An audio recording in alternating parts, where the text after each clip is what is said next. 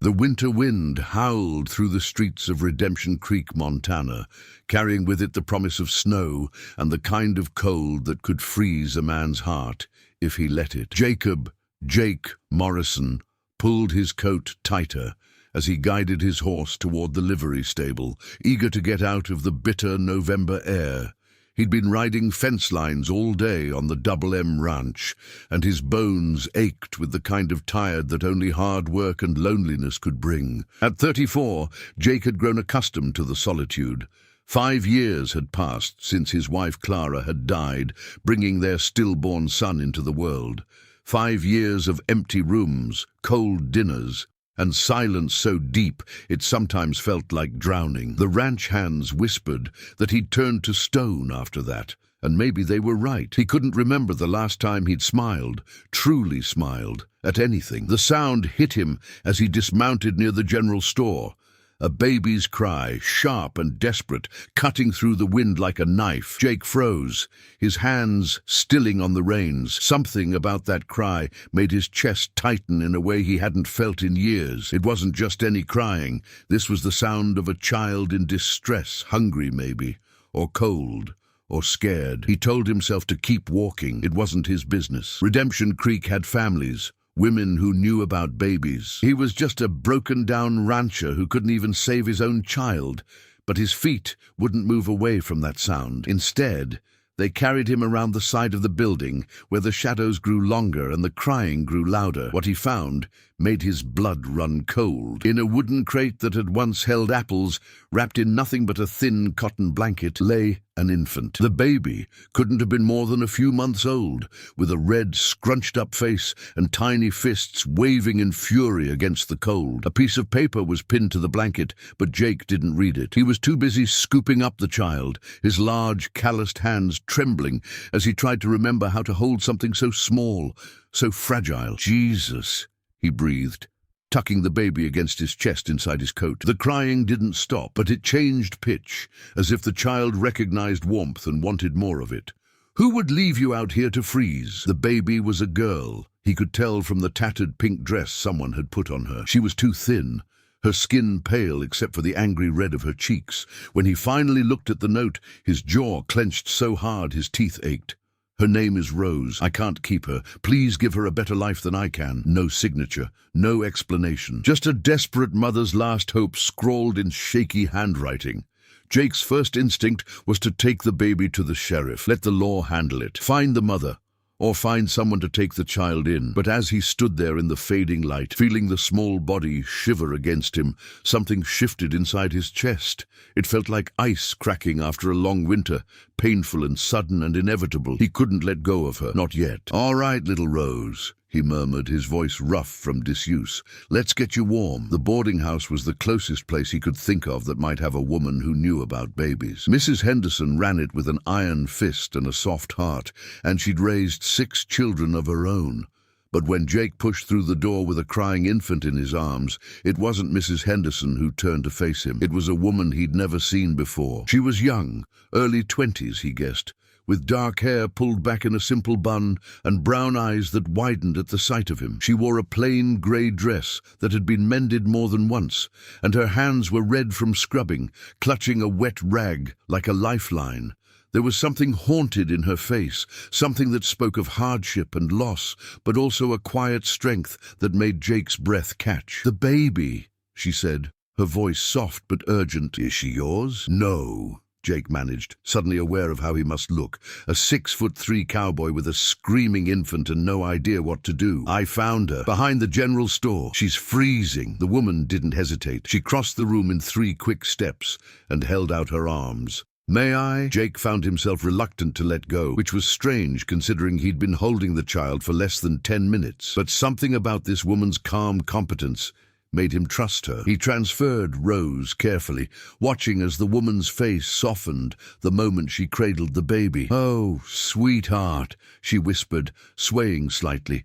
"You're so cold and hungry, I'd bet. When did she eat last?" "I don't know." Jake admitted. There was just a note. Her mother left her. The woman's eyes flashed with something, anger maybe, or grief. But when she looked down at Rose, there was only tenderness. We need to warm her up and get some milk in her. Mrs. Henderson keeps a cow out back. Can you milk a cow, Mr. Morrison? Jake Morrison. And yes, ma'am, I can milk a cow. I'm Emma Whitfield. She was already moving toward the stairs, the baby tucked securely against her shoulder. I'm staying here while I look for work. I'll need clean cloths, warm water, and that milk as fast as you can get it. Jake found himself following orders from a woman he'd known for less than a minute, and the strange thing was, he didn't mind. He watched her disappear up the stairs, Rose's cries already softening under her gentle care, and felt something he hadn't felt in 5 years. Hope. By the time he returned with a cup of warm milk and a clean rag to use as a bottle, Emma had Rose stripped down to her undergarments, wrapped in a warm towel, and was softly singing a lullaby he didn't recognize. The sight of it did something to his chest, made it ache in a way that was both painful and strangely sweet. "She's so thin," Emma said quietly as he entered the small room. "She hasn't been fed properly in days, maybe longer. And look at this rash. Whoever had her wasn't keeping her clean." Jake set the milk down, watching as Emma expertly fashioned a makeshift nipple from clean cloth and began to coax Rose to drink. The baby latched on desperately, her tiny hands gripping Emma's finger with surprising strength. "You know about babies," Jake observed. Emma's smile was sad. "I had a younger brother. Helped raise him before." She trailed off, focusing on Rose. "Before things changed." Jake wanted to ask what changed. What brought a woman like her to a boarding house in a nothing town like Redemption Creek? But Rose chose that moment to finish eating and let out a satisfied sigh that made them both smile. "There's a girl," Emma cooed. "Much better, isn't it?" But the moment of peace didn't last. Rose's face scrunched up again, and a different kind of cry emerged, sharper, more distressed. Emma frowned, gently probing the baby's stomach. "Something's wrong," she said. "This isn't just fussiness. She's in pain." Jake moved closer without thinking, his large frame hovering over them both. "What kind of pain?" "I'm not sure. Could be colic, but it feels different." Emma's fingers were gentle as she examined Rose, unbinding the towel to check her over more carefully. "Oh no." "What?" "Her hip. Look." Jake leaned in and saw what Emma had noticed. Rose's left leg sat at an odd angle, and when Emma gently touched the hip, the baby's cries intensified to screams. "It's dislocated," Emma said, her voice tight with worry. "Or broken. Either way, she needs a doctor." "Doc Bradshaw won't come out this late," Jake said. "Not for—" He stopped himself, but Emma finished the thought. "Not for an abandoned baby. Not for someone with no money to pay him." Her jaw set in a stubborn line Jake was starting to recognize. "Then we'll go to him. In this weather? It's about to snow." "Then we'd better hurry." Jake found himself admiring her spirit, even as he worried about the practicality. "Miss Whitfield." "Emma. And I'm going whether you come with me or not. This baby needs help, and I'm not letting her suffer because some doctor thinks he's too important to see her." Jake looked at this slip of a woman, holding a suffering infant with such fierce protectiveness, and made a decision that would change everything. "I'll take you both. My ranch isn't far from Doc Bradshaw's place. If he won't come out, we'll bring Rose to him, and if he still refuses—" Jake's voice went hard. "He'll have me to answer to." 20 minutes later, they were riding through the growing darkness in Jake's wagon, Rose bundled in every blanket Emma could find and cradled against her chest inside her coat. Jake drove the horses hard but careful, aware of every bump that might jostle the injured baby. "Tell me about your ranch," Emma said softly, clearly trying to distract herself from Rose's whimpering. "Not much to tell. Cattle ranch. About 2,000 acres. I run it with 4 hands and a lot of stubbornness." "Any family?" "No." The word came out harder than he intended. "Not anymore." Emma didn't pry, which he appreciated. Instead, she asked, "Why did you pick her up? The baby. You could have gotten the sheriff." Jake was quiet for a long moment, the only sounds the creaking of the wagon and the wind through the bare trees. "My wife died in childbirth 5 years ago. The baby died too. A son." He'd never said it out loud to anyone, not like this. "When I heard Rose crying, I couldn't walk away." He felt Emma's eyes on him, warm and understanding. "I'm sorry for your loss. What about you? What brings you to Redemption Creek?" Emma's voice went quiet. "I was engaged to be married. My fiancé sent for me to come from Pennsylvania, But when I arrived, I found out he'd married someone else 3 weeks prior, a woman with a larger dowry. She laughed, but there was no humor in it. I have no money for a ticket back, and no family left there anyway, so I'm looking for work. Any work. Jake felt anger rise in his chest at the unknown man who'd left this woman stranded. He's a fool. Perhaps, or perhaps I'm the fool for believing him. No, Jake said firmly. You're not the fool, and you're not alone anymore. If you need work, the Double M could use help. The ranch house hasn't had a woman's touch in years, and I'm tired of burnt bacon and dusty corners. Emma turned to look at him fully, and even in the darkness, he could see the hope and suspicion warring in her eyes. You're offering me a job after knowing me for an hour. I'm offering you a chance, same as someone gave me once. Room, board, and fair wages for cooking, cleaning, and... He glanced at Rose, still whimpering in Emma's arms. Maybe looking after this little one if we can keep her. Keep her. Her mother abandoned her. The sheriff will put her in an orphanage if no one claims her. But if someone wanted to take her in... Jake surprised himself with the words coming out of his mouth. She could have a home. A real home. Emma's eyes glistened with unshed tears. Mr. Morrison, Jake, and I know it's crazy. I know I'm a stranger, and you have no reason to trust me, but that little girl deserves better than what she's been given. And maybe, he swallowed hard, maybe we both deserve a second chance. Before Emma could respond, Doc Bradshaw's house came into view.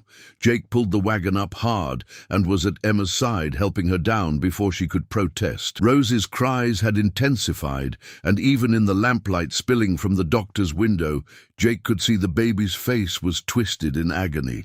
He pounded on the door with enough force to rattle the frame. Doc Bradshaw opened it looking irritated, his spectacles perched on his nose and a medical journal in his hand. He was a thin man in his 50s with grey hair and the kind of self-important air that came from being the only doctor within 50 miles. Morrison?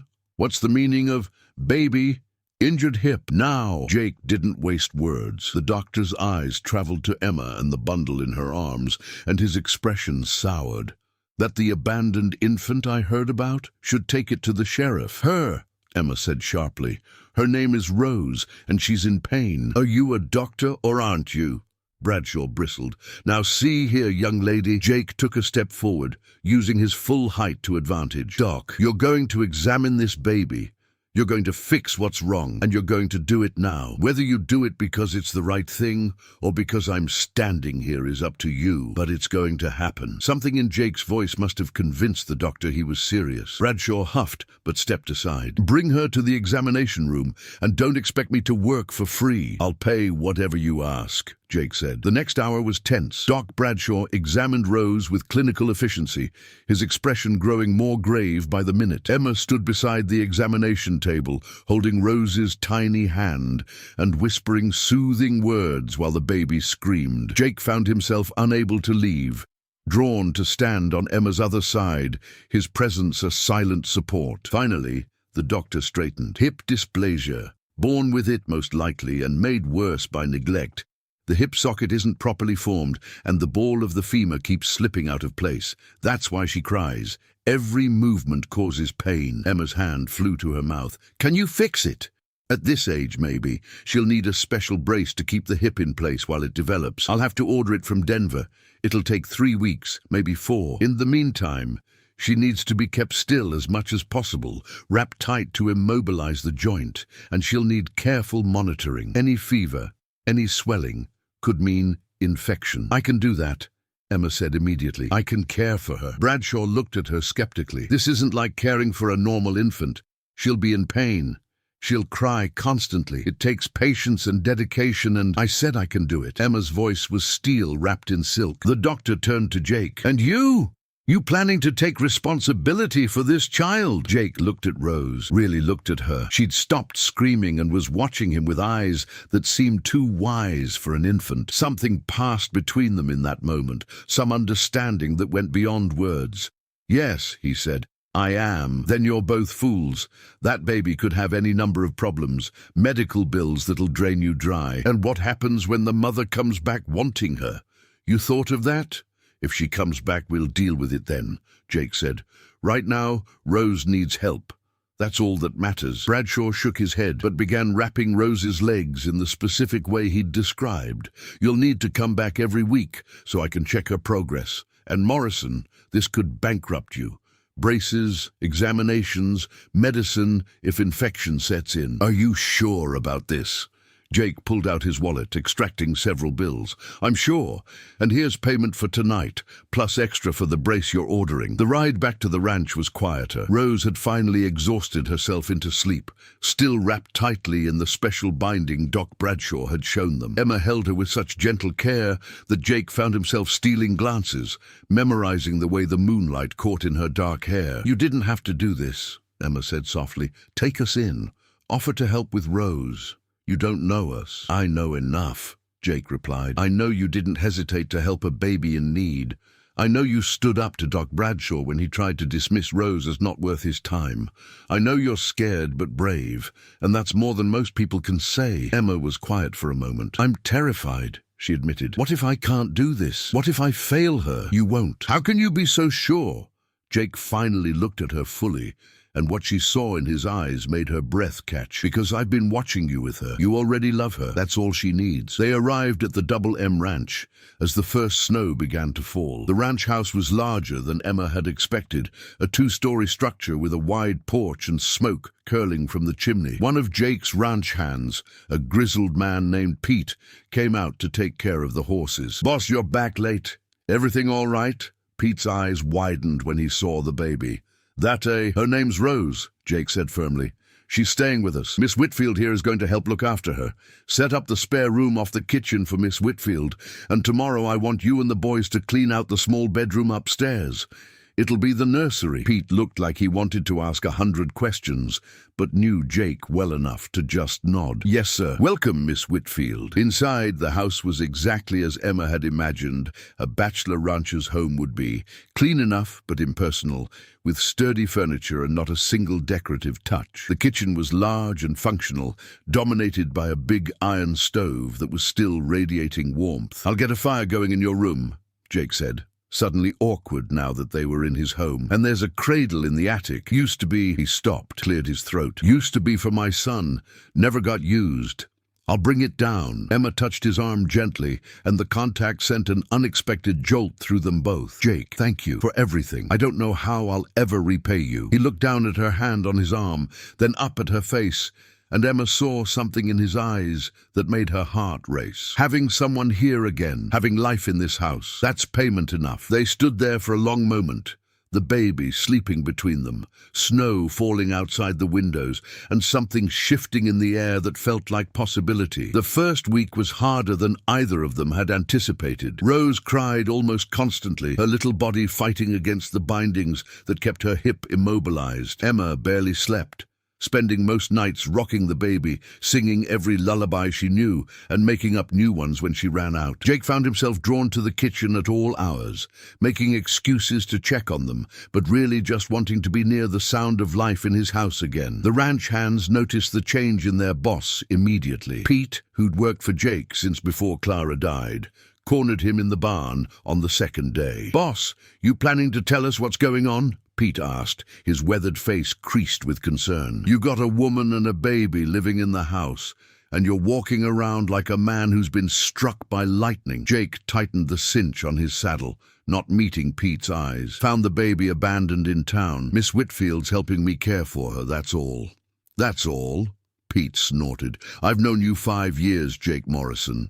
I watched you turn to ice after Clara passed, and now I'm watching you thaw out, and it's making me nervous. What happens when this doesn't work out? When the woman leaves, or the baby gets taken away? Jake finally looked at his foreman, and Pete was startled by the emotion in his eyes. Then I'll have had something real, even if it's just for a little while. That's more than I've had in 5 years. Pete studied him for a long moment, then nodded slowly. All right then, but you need help, you ask. The boys and we're here for whatever you need. I know. And Pete, thank you. Back at the house, Emma was discovering just how exhausting caring for an injured infant could be. Rose's cries had different meanings: hunger, pain, fear, loneliness, and Emma was learning to distinguish between them. The pain cries were the worst, sharp and desperate, making Emma's heart break each time.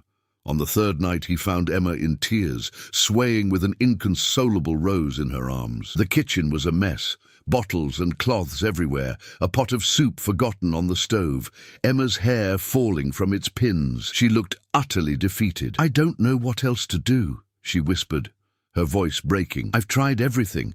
She won't eat, won't sleep, won't stop crying. What if something's wrong? What if the binding is too tight, or there's an infection, or—" "Hey!" Jake crossed the room in 3 strides and gently took Rose from her, settling the baby against his broad chest. The change in position seemed to surprise Rose into momentary silence. "You're exhausted. When's the last time you slept?" "I don't know. 2 days ago." Emma's hands were shaking as she pushed her hair back. "I can't sleep. Every time I close my eyes, I'm afraid she'll need something and I won't hear her, or that I'll do something wrong and make her worse." "You're not going to make her worse. You're doing everything right." Jake began to sway, his movements slow and steady, and Rose's cries softened to whimpers. "But you can't care for her if you collapse from exhaustion. Come here." He guided Emma to the rocking chair and, to her surprise, settled into it himself. The chair creaked under his weight, but held. "There's no room," Emma started.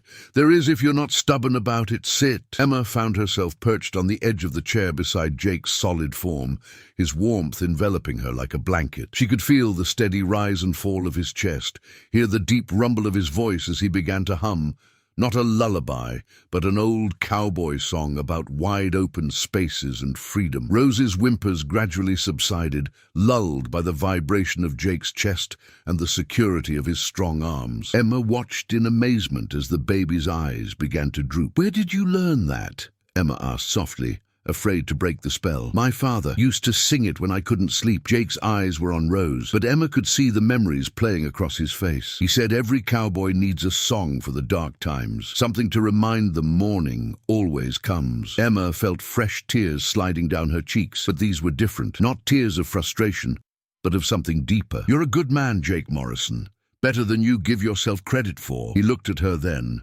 really looked at her, and Emma saw the loneliness in his eyes mirror her own. "I'm trying to be. Haven't always been. When Clara died, I gave up on being good, gave up on being anything except functional." "What changed?" Jake glanced down at Rose, now sleeping peacefully. "I heard a baby crying, and something in me remembered what it felt like to want to save something, someone." They sat in comfortable silence for a while, Emma gradually relaxing against Jake's shoulder without quite realizing she was doing it. The kitchen clock ticked, the fire crackled, and outside the November wind howled, but inside there was warmth and peace. "Tell me about her," Emma said quietly. "Clara, if it doesn't hurt too much." Jake was quiet for so long Emma thought he wouldn't answer. Then slowly he began to speak. "We married young. I was 22. She was 19. Her father owned the mercantile, and she used to sneak me extra candy when I came in."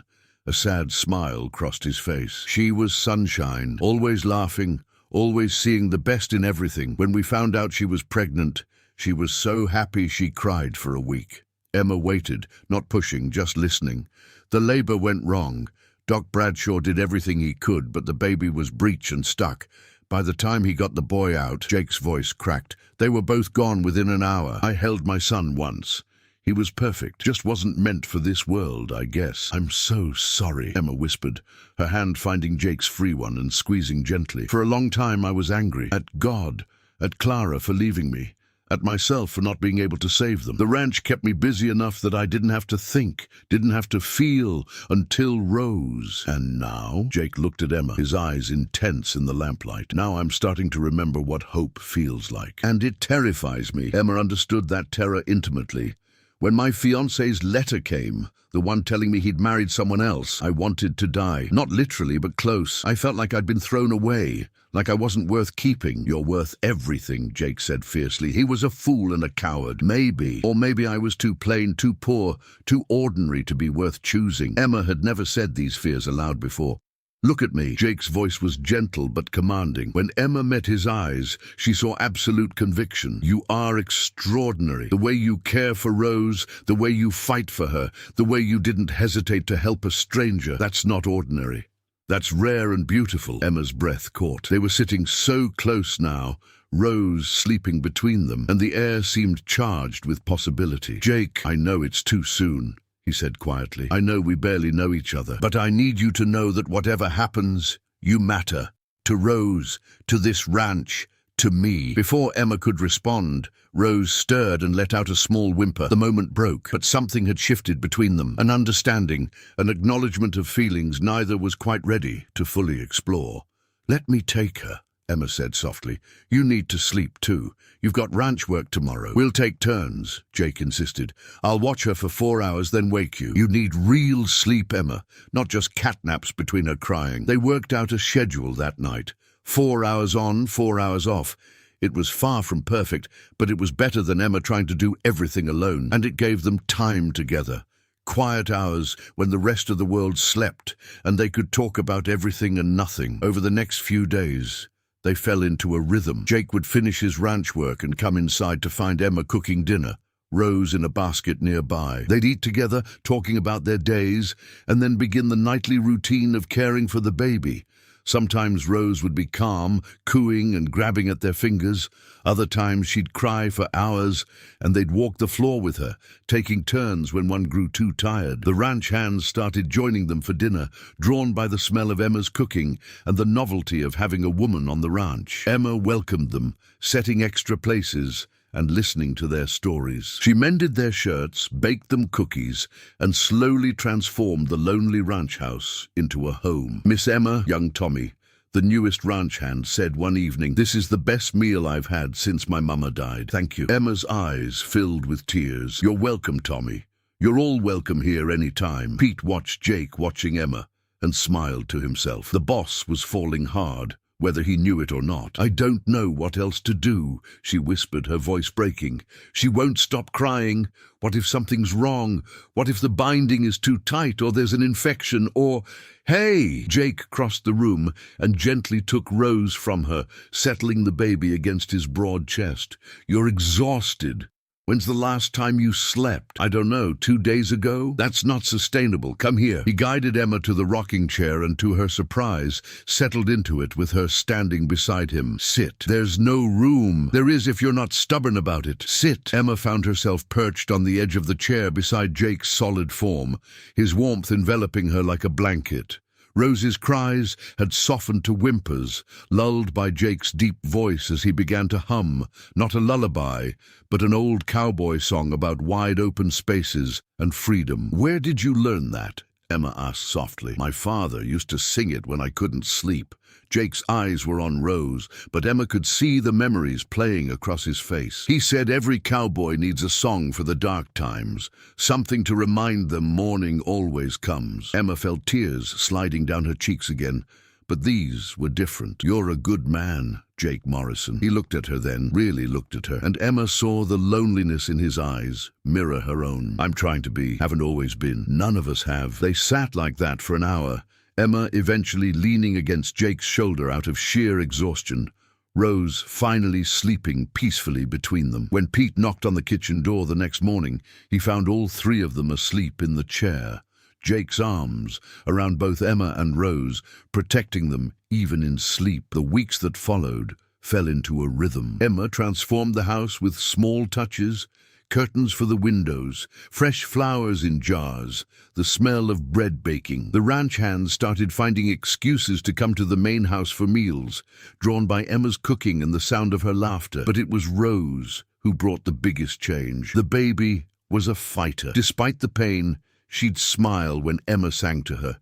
Despite the restrictive bindings, she'd coo and grab at Jake's fingers when he bent over her cradle. And slowly, so slowly, the crying began to lessen as her hips started to heal. Jake found himself making excuses to finish work early, eager to get back to the house where Emma would be fixing dinner and Rose would be awake and wanting to play. He started talking more, sharing stories about the ranch, about his past, about dreams he'd thought died with Clara. Emma listened, sharing her own stories about growing up poor in Pennsylvania, about her mother's death and her father's subsequent abandonment of her and her brother. "Where is your brother now?" Jake asked one evening as they sat together on the porch, Rose sleeping in Emma's arms. Emma's face clouded. "Dead. Fever took him when he was 7. That's when father left. Said he couldn't bear to look at me because I reminded him of what he'd lost." Jake felt rage on her behalf, but he kept his voice gentle. "His loss. You're remarkable, Emma Whitfield." She looked up at him, and the air between them seemed to crackle. They were sitting close, not touching, but close enough that Jake could count the freckles on her nose if he wanted. Close enough that he could smell the lavender soap she used. Close enough to kiss her if he dared. "Jake," she whispered, and he heard both invitation and fear in her voice. He stood abruptly, needing distance before he did something foolish. "I should check on the horses." Emma watched him go, her heart pounding with equal parts disappointment and relief. She was falling for him, had been falling for him since that first night when he'd stood up to Doc Bradshaw without hesitation. But she was terrified of what that meant, terrified of being abandoned again, of not being enough, of this fragile happiness shattering like glass. The night before their next visit to Doc Bradshaw, something changed. Rose had been especially fussy all day, and Emma was at her wits' end. Jake had gone into town for supplies, and the ranch hands were out on a cattle drive. Emma was alone with a screaming baby and her own growing panic.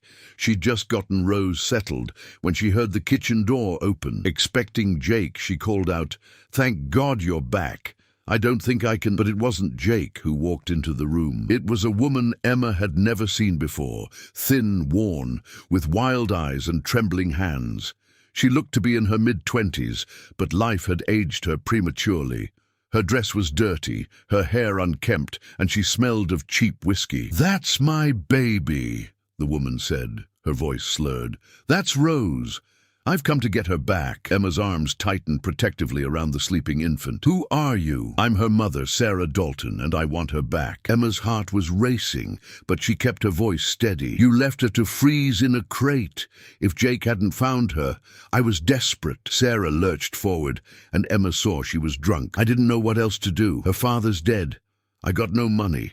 And she wouldn't stop crying. "But I've changed my mind. I want her back." "No, you can't keep what's mine. She's not a possession. She's a baby who needed help, who still needs help." Emma stood, putting the table between them. "Rose has hip dysplasia. Did you know that? That's why she cried so much. Every movement hurt her. Jake and I have been caring for her, getting her treatment." "I don't care about that.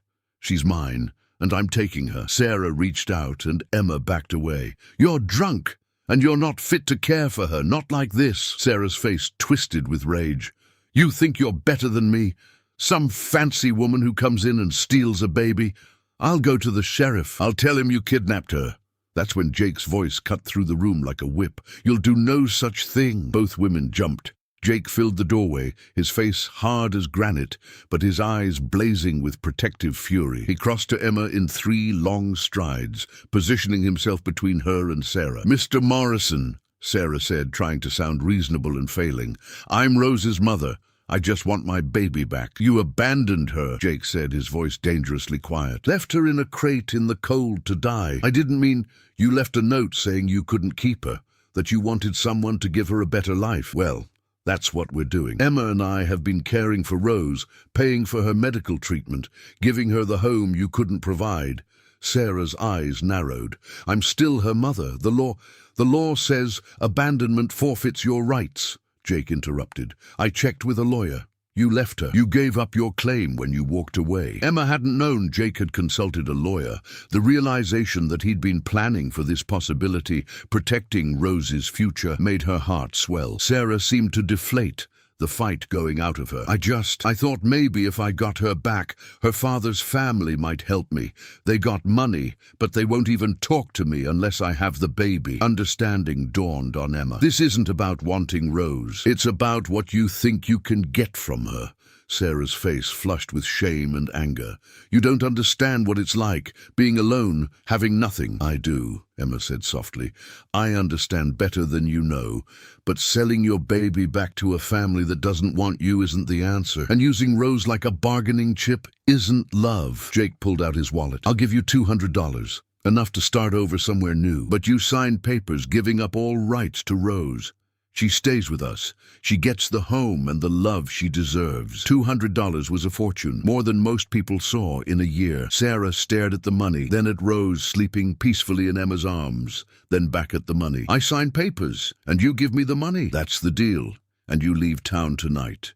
You don't come back. You don't try to contact Rose or us ever again." Sarah took the money with shaking hands. "I ain't a bad person.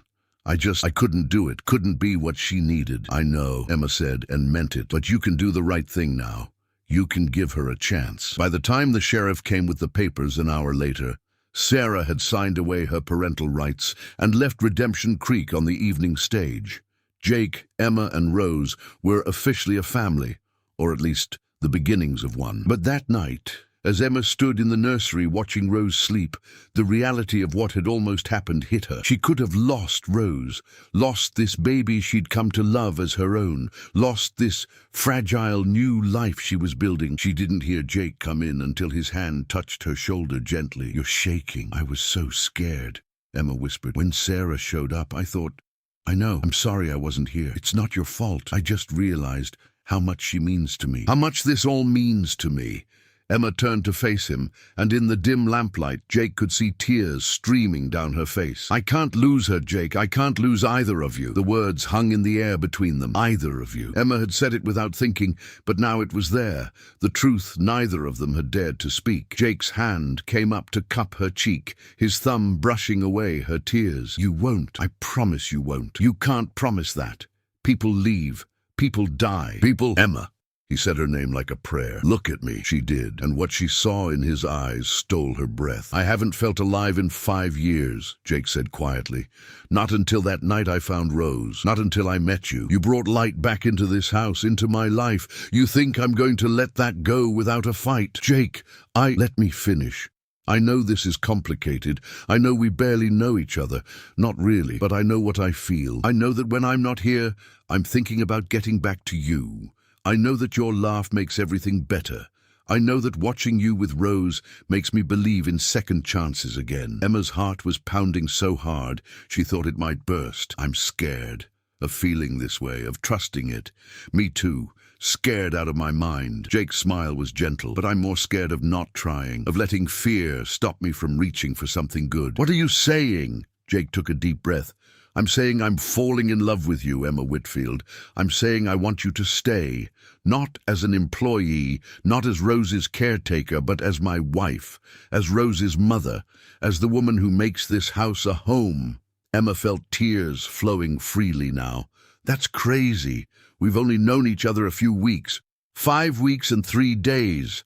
I've been counting." Jake's hands framed her face, his touch gentle despite his size. "And in that time, you've become essential to me, to Rose, to the life I want to build. So yes, it's crazy, but that doesn't make it less true." "I don't have anything to offer you," Emma whispered.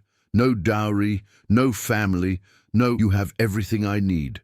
Your strength, your kindness, your heart, that's more than enough." Emma searched his face, looking for doubt, for hesitation, and found none. Only honesty and hope and the same longing she felt burning in her own chest. "I'm falling in love with you too," she admitted, the words tumbling out in a rush. "I tried not to, tried to tell myself it was too soon, too much, too risky, but I can't help it. You're everything I never dared to hope for." Jake's smile was like sunrise breaking over the mountains. "Is that a yes?" "It's a yes." Emma laughed through her tears.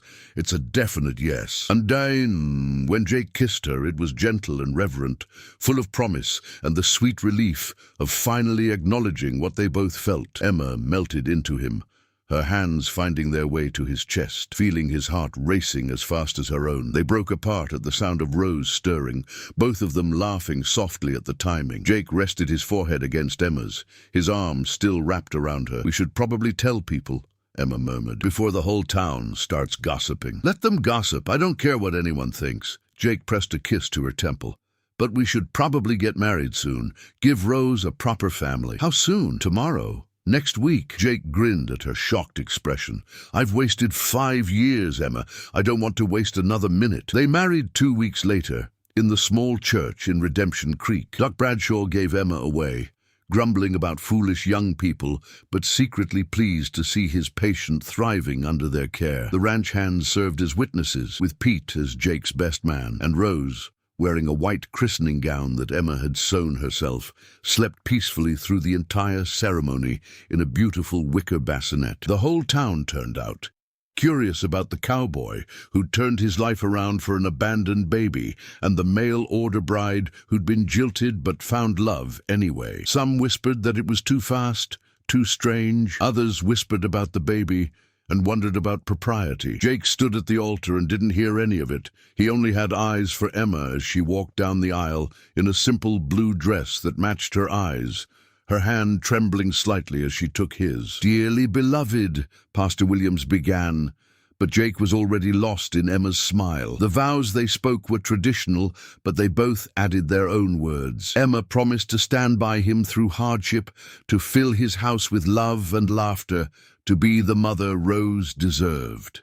Jake promised to cherish her always, to never let her feel alone or unwanted, to build a life worthy of her trust. When they kissed as husband and wife, the church erupted in applause, and Rose chose that moment to wake up and let out a happy gurgle, as if she approved. The reception was held at the ranch, with tables set up outside under the late autumn sun. Emma had cooked for days, and the ranch hands had cleaned and decorated until the place shone.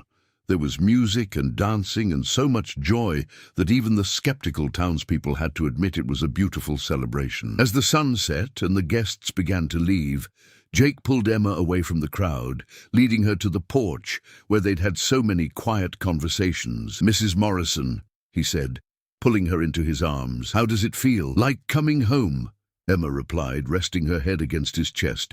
"Like everything I've been through led me here, to you, to Rose, to this moment." "Any regrets?" "Not a single one." Emma looked up at him, her eyes shining. "You?" Jake thought about the man he'd been 5 weeks ago, hollow, going through the motions, more ghost than human. He thought about the sound of a baby crying in the cold, and the split-second decision that had changed everything. "My only regret is that I can't go back and tell that broken man what was waiting for him," Jake said. That hope was just around the corner, that love was possible again, that his heart could heal. Emma reached up to touch his face. "Maybe he needed to be that broken. Maybe we both needed to fall apart before we could find each other." "Maybe," Jake agreed. "But I'm grateful we did. Find each other, I mean." They stood there watching the stars come out, talking about the future they'd build together, about expanding the ranch, about filling the house with children, brothers and sisters for Rose, about growing old together on this land they both loved. Inside, Rose was being passed around by doting ranch hands who'd all become unofficial uncles. Her hip was healing well, according to Doc Bradshaw's last examination. With continued treatment and care, he expected she'd walk normally, live a completely normal life. The brace would come off in another month, and then she'd truly be free to grow and thrive. "I still can't believe it sometimes," Emma said softly, "that I almost didn't come here, that I almost went back to Pennsylvania, pride and all. What made you stay? You, that first night when you stood up to Doc Bradshaw, when you looked at Rose like she mattered, like she deserved to be fought for. I thought, this is a good man, the kind of man I didn't know existed." Jake pulled her closer. "I looked at you holding Rose, so fierce and protective, and I thought, this is a woman worth living for, worth being better for." They kissed again, slow and sweet, full of promise for all the tomorrows to come. In the distance, they could hear Pete's rough voice singing a cowboy song, and Rose's delighted laughter in response. 3 months later, in the middle of a Montana winter, the whole town gathered again, this time for Rose's official adoption ceremony. Judge Henderson came out from the territorial capital to make it legal, to declare officially what everyone in Redemption Creek already knew. Rose Morrison belonged with Jake and Emma, and they belonged to her. Doc Bradshaw was there too, having just removed Rose's hip brace the week before. The baby was already trying to roll over, determined to catch up on the mobility she'd missed. She showed no signs of pain, no lasting effects of the dysplasia that had nearly crippled her. "It's nothing short of miraculous," the doctor admitted to Jake.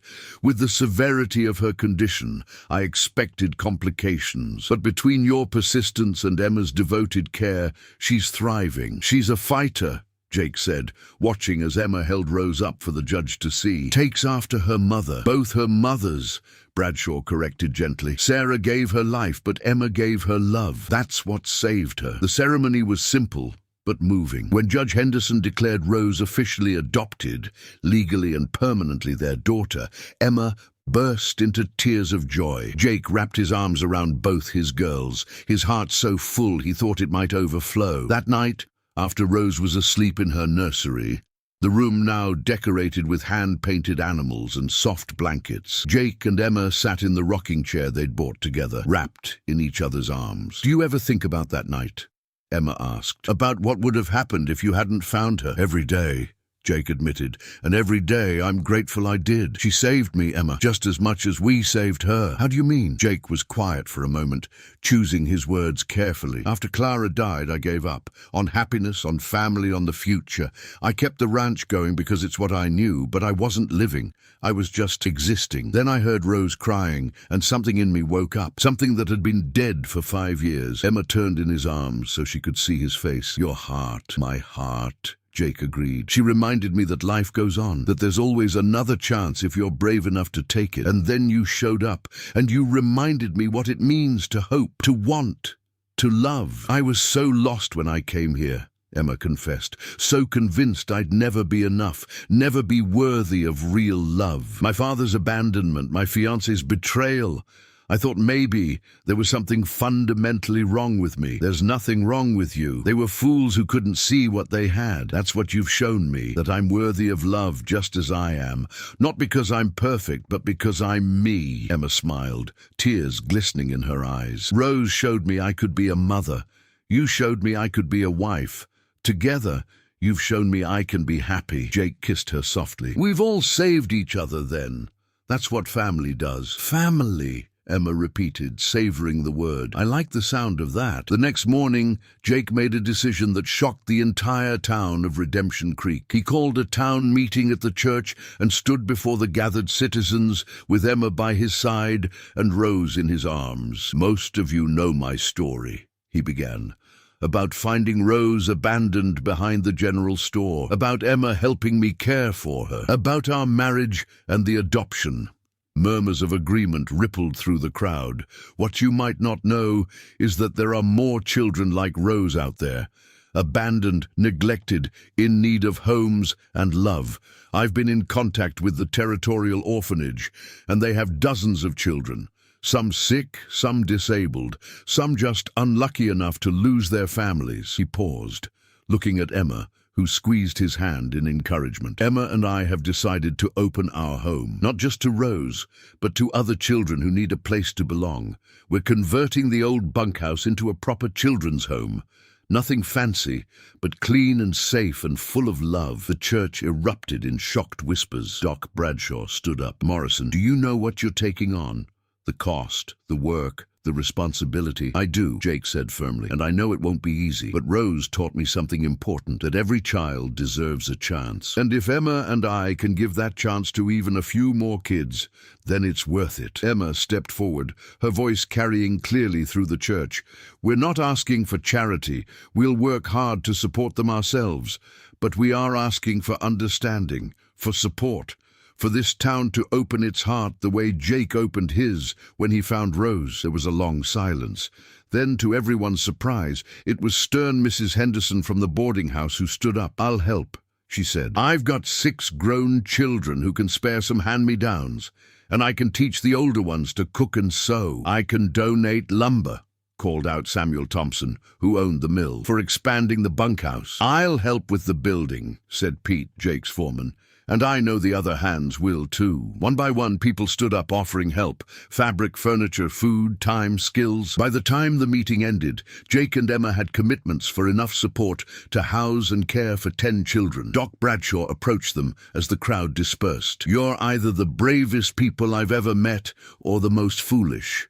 "Maybe both," Jake grinned. "Probably both. But we learned from the best." The doctor's face softened. "You've given this town something it needed, Morrison. Hope, the belief that we can be better, do better." He looked at Rose, now 11 months old and babbling happily. "This little one's story, it reminds us that miracles can happen when people care enough to make them." Over the next 6 months, the Morrison Children's Home took shape. The old bunkhouse was transformed into a warm, welcoming space with rooms for 8 children, plus Jake and Emma's own family. They started small, taking in a 5-year-old boy whose parents had died of fever, and twin girls who'd been living on the streets. The boy's name was Daniel, and he came to them silent and withdrawn, his eyes too old for his young face. He'd watched his parents die, had tried to care for their bodies, had been found 3 days later by a neighbor still sitting vigil beside them. The orphanage had kept him for 2 months, but he wouldn't speak, wouldn't eat properly,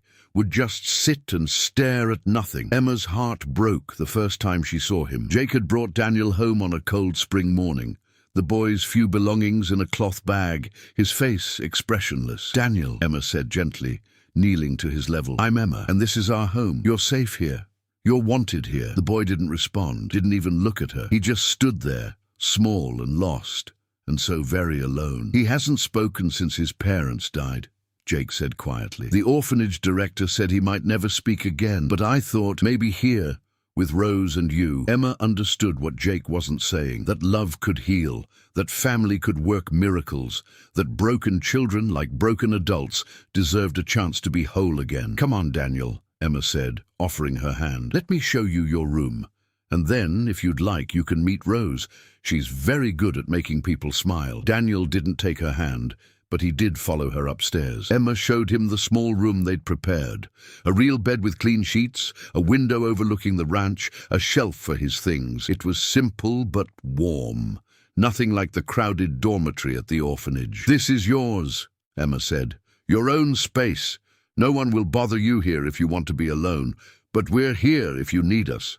Always." Daniel stood in the doorway, his eyes taking in every detail. Then so quietly Emma almost missed it, he whispered, "Mine?" "Yours," Emma confirmed, her heart swelling with hope. "Completely yours." It was the only word Daniel spoke for 3 weeks, but Emma watched him gradually relax. She'd find him in the kitchen in the mornings, watching her cook. She'd see him in the barn, following Jake as he did his chores. And most touching of all, she'd catch him sitting beside Rose's cradle, one small hand resting on the side as if protecting her. The twin girls, Lily and Lucy, arrived a month later.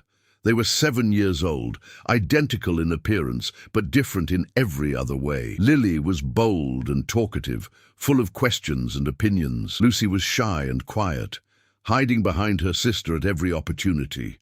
They'd been living on the streets of Denver for 6 months, after their mother abandoned them, surviving by begging and stealing. "We don't need charity," Lily announced the moment she arrived, her chin raised defiantly. "We can take care of ourselves." "I'm sure you can," Jake said mildly, "but you shouldn't have to. You're children. You deserve to be children." "What does that mean?" Lucy whispered from behind her sister. Emma crouched down to their level. "It means playing instead of working, learning instead of worrying, being safe instead of scared. It means having a family." Lily's eyes narrowed suspiciously. "Why would you want us? We're just street rats." "That's what everyone says." "Well, everyone is wrong," Emma said firmly. "You're smart, brave girls who survived something incredibly difficult. That makes you extraordinary, not rats." Lucy peeked out from behind Lily. "Do we have to sleep in the same room?" Lily snores. "I do not," Lily protested. Emma laughed. "You can share a room or have your own rooms, whatever makes you comfortable. We have space. Our own rooms." Lily's defiance cracked slightly. "Really? Really? Come on, I'll show you." Tonight, the twins had been at the ranch for 2 weeks, when Emma discovered them in the pantry at midnight, their pockets stuffed with bread and apples. "What are you doing?" Emma asked gently, though she already knew. Lily's face flushed with shame and defiance. "Just making sure, in case you change your mind about keeping us. We need provisions for when you kick us out." Emma's heart broke. She sat down on the floor right there in the pantry, gesturing for the girls to join her. After a moment's hesitation, they did. "Listen to me very carefully," Emma said, looking each girl in the eye.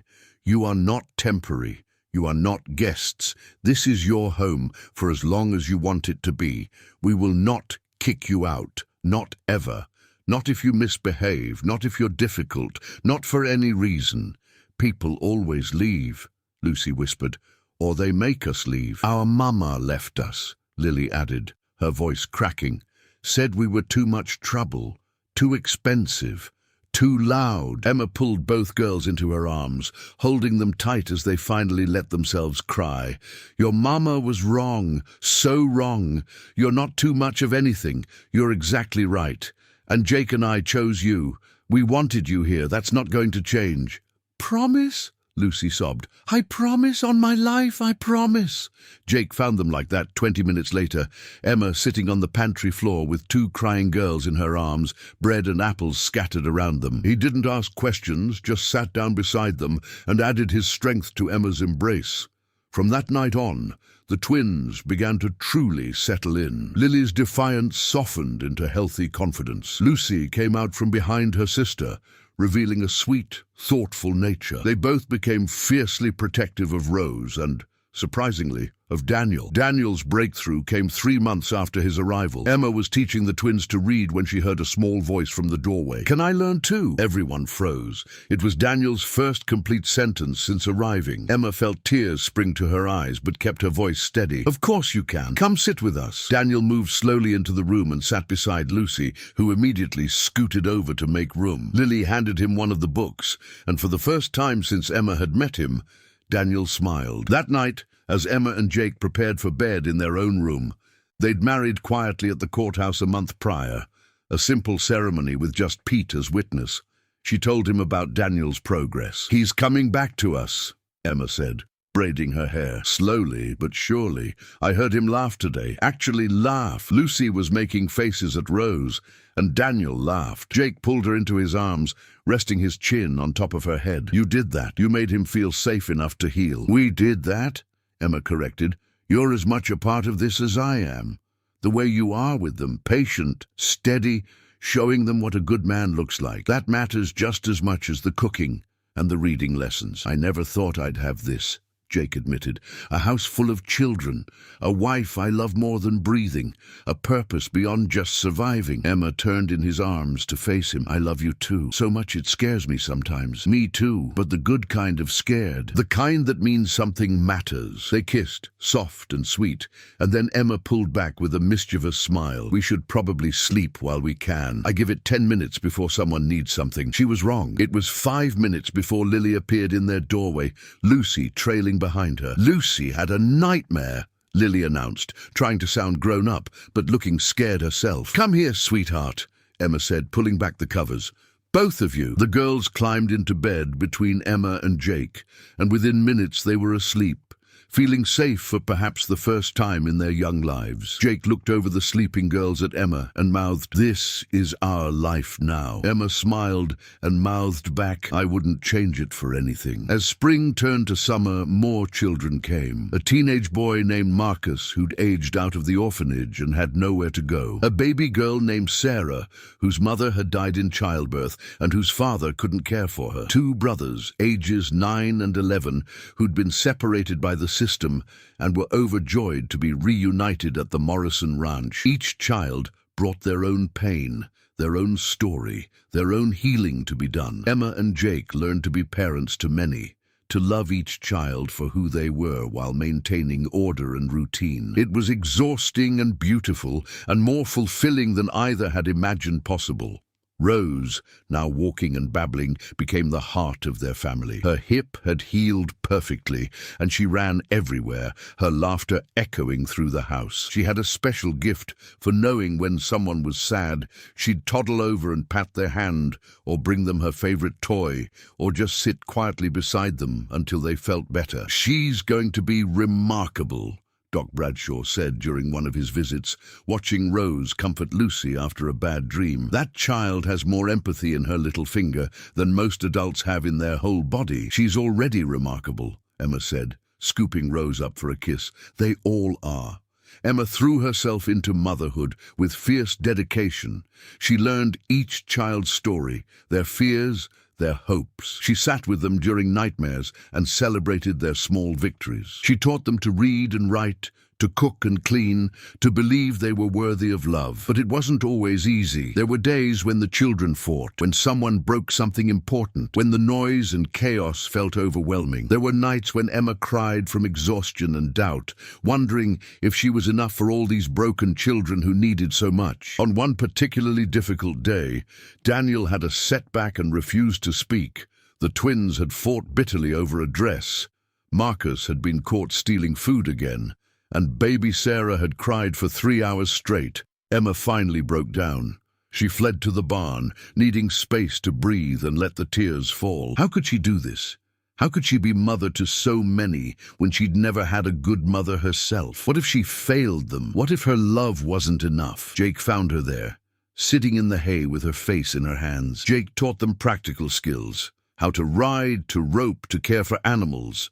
But more importantly, he taught them by example what it meant to be a good man, to keep your word, to work hard, to protect those weaker than yourself. He found her there, sitting in the hay, shoulders shaking with sobs she'd tried to keep silent.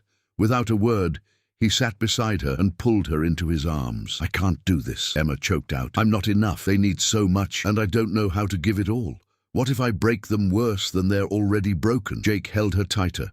"You're not breaking anyone. You're healing them. I see it every day. Daniel spoke today, asked Marcus to pass the bread at lunch. That's because of you. Lily and Lucy haven't hoarded food in weeks. That's because you made them feel secure. Even Marcus is stealing less. He's still stealing, though. He's learning to trust that the food will be there tomorrow. That takes time." Jake pulled back to look at Emma's tear-stained face. "You know what I see when I look at our family? I see miracles. Every single one of those children is better off than they were. Not perfect, not healed overnight, but better. That's because of you, because of us. Some days I feel like I'm drowning. Then let me help you swim. Emma, you don't have to do this alone. That's what partners are for, what husbands are for." He wiped her tears with his thumbs. "Tomorrow, I'm taking the older kids to work the ranch with me. You'll have just Rose and Sarah. Take a breath. Rest. Remember that you're human and allowed to be tired." Emma leaned into his touch. "What did I do to deserve you? You said yes when I asked you to stay. That's all I needed." Jake kissed her forehead. "Come on, let's go back to the house. I'll handle bedtime tonight. You take a bath and go to sleep early." "But no buts. That's an order from your husband." His smile was gentle but firm. That night, Emma soaked in a hot bath while Jake read bedtime stories to the children. She could hear his deep voice carrying up the stairs, hear the children's laughter and questions, hear the love in every word, and she realized that Jake was right. She didn't have to do this alone. They were a team. The next day, Jake made good on his promise.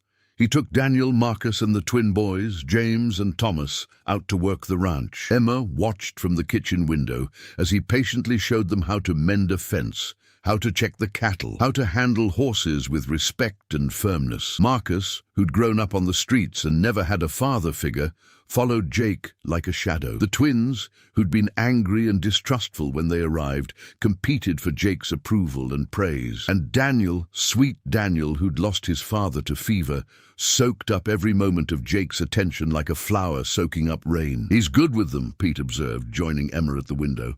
"Never thought I'd see the boss like this. Happy. He's an amazing father," Emma agreed. "Natural at it. You're both amazing. What you're doing here, it matters. These kids, they'd be lost without you.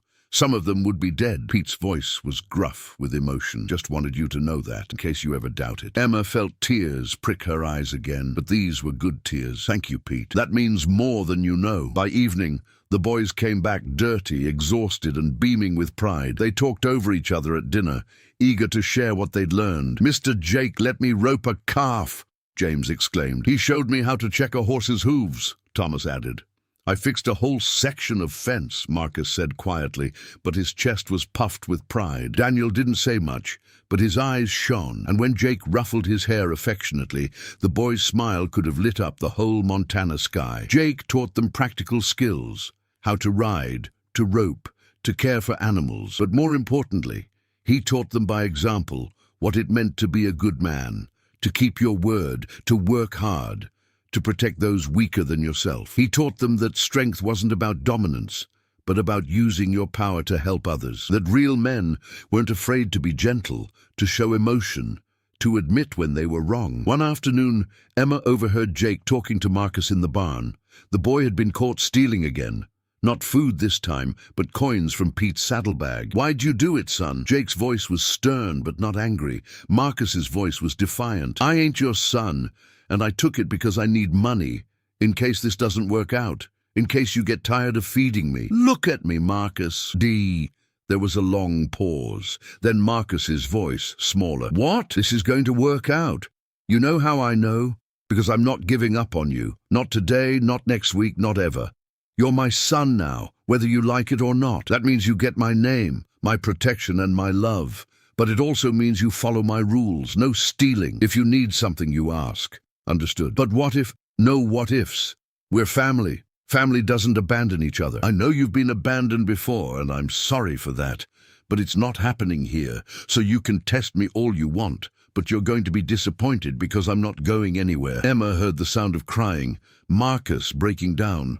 Then Jake's soothing voice. That's right, let it out. All that fear and hurt, let it go. I've got you. Later that night, Emma found Marcus's stolen coins returned to Pete's bag, along with a note in shaky handwriting. I'm sorry, I won't do it again. Marcus Morrison. He'd claimed the name. He'd claimed the family, and Rose, growing stronger every day, became the heart of their makeshift family. The other children adored her, and she seemed to instinctively know when someone needed comfort. At 18 months old, she'd toddle over to a crying child and pat their hand, her face scrunched in concern that made everyone smile. When Lucy had nightmares, Rose would climb into her bed and curl up beside her. When Daniel had dark days where he couldn't speak, Rose would sit with him in silence, just being present. She's magic, Lily declared one evening, watching Rose comfort Thomas after he'd fallen and scraped his knee. She makes everything better. She's love, Emma corrected gently. Pure love, without any of the fear and walls we older folks carry. 2 years after that fateful night when Jake found Rose, the Morrison family gathered for a photograph. Jake and Emma sat in the center with Rose on Emma's lap, now a beautiful 3-year-old with curls and bright eyes. Surrounding them were 8 other children of various ages, all wearing clean clothes and genuine smiles. Pete and the ranch hands stood in the back, having become unofficial uncles to the whole brood. Getting everyone ready for the photograph had been chaos. The twins had fought over who got to wear the blue ribbon. Marcus had insisted he didn't need to comb his hair. Baby Sarah had spit up on her dress and needed changing. Daniel had been nervous about standing in front of so many people, but somehow Emma had wrangled them all into presentable shape. The photographer, brought in specially from the territorial capital, looked at the assembled group with amazement. In all my years, I've never seen such a thing. 10 children, all different, all clearly loved. How do you manage it? Emma looked at Jake, and they shared a smile full of secrets and memories. One day at a time, she said, with patience and love and faith that tomorrow will be better than today. And coffee, Jake added with a grin. Lots of coffee. And prayer, Marcus piped up. Miss Emma taught us to pray. And laughter, Lily added. We laugh a lot here. And second chances, Daniel said quietly, his voice still soft but growing stronger every day. Everyone gets second chances here. And the children laughed, and the photographer captured the moment. A family bound not by blood but by choice, by love, by the simple decision to care when others walked away. The photograph would hang in their parlor for the rest of their lives, a reminder of what they'd built together. But before the photographer left, he pulled Jake and Emma aside. I'm writing a story about your family for the territorial newspaper. People need to know what you're doing here, the hope you're giving these children. We're just loving them, Emma protested. That's not newsworthy. Ma'am, in a world where children are often seen as burdens, where orphans are forgotten, what you're doing is revolutionary. You're proving that family is about love, not blood. That broken children can heal, that one couple with enough heart can change lives. The photographer tipped his hat. That's more than newsworthy.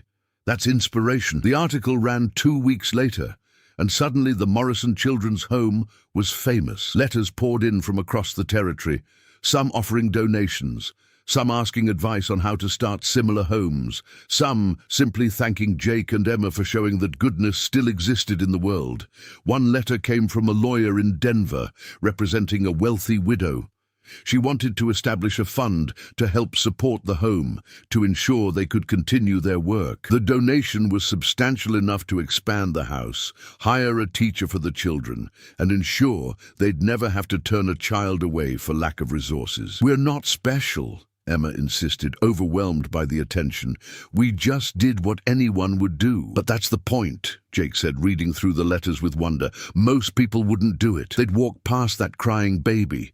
They'd leave those children to the orphanage. They'd say it's not their problem. We didn't. And apparently that matters to people. That evening, after the children were all asleep, Jake and Emma stood on their porch looking out at the ranch they'd built together. In the distance, they could hear cattle lowing and the wind rustling through the grass. Above them, stars spread across the Montana sky like diamonds on velvet. "Do you remember what you said that first night?" Emma asked, leaning against Jake's solid warmth, "about giving Rose a home?" "I remember." "Did you ever imagine it would become this, all of them?" She gestured toward the house, where 10 children slept safely. Jake was quiet for a moment, thinking. "No, I thought I was just saving one baby. I didn't realize I was starting a revolution." Emma laughed softly. "A revolution? That's what Doc Bradshaw called it last week. Said we'd started a revolution of caring, that other towns are talking about opening similar homes, that we'd inspired people, all because you heard a baby crying and decided to stop. All because you decided to help a stranger and his desperate plan." Jake turned Emma to face him, his hands gentle on her shoulders. "You could have said no, could have stayed at the boarding house, found different work, built a different life. But you said yes. Easiest yes I ever gave," Emma replied. "Well, second easiest. Second, the easiest was when you asked me to marry you." Jake kissed her then, sweet and deep, tasting of coffee and sugar and home. When they broke apart, Emma was smiling. "I'm pregnant," she said softly. Jake froze, his eyes going wide. "What?" "I'm pregnant. Doc Bradshaw confirmed it yesterday. We're going to have a baby. Our baby." For a moment, Jake couldn't speak. His hands moved to Emma's still flat stomach, his eyes filling with tears. "A baby. Our baby. Are you happy?" Emma asked, suddenly nervous. "I know we've already got 10 children to care for, and another might be. Happy doesn't begin to cover it." Jake's voice was rough with emotion. "You've given me everything, Emma. A second chance at life, at love, at family, and now this. It's more than I ever dreamed possible." Emma threw her arms around his neck, laughing and crying at once. "We're going to need a bigger house. We'll build one. We'll build whatever you need. Whatever our family needs." They stood there holding each other as the stars wheeled overhead. 2 people who'd been broken and lost, but found each other in the most unexpected way. Around them, their children slept safely. Rose and the others they'd gathered, each one a small miracle of second chances. Inside, Rose stirred in her crib, making the small sounds that meant she'd wake soon. But for this moment, Jake and Emma just held each other, marveling at the life they'd built from a single moment of compassion. Because that's what it all came down to, really. One crying baby, one man who couldn't walk away, one woman who chose to help. And from those simple choices, a family had grown, not perfect, but real and full of love and proof that broken things could be made whole again. The wind carried the scent of sagebrush and hope across the Montana plains.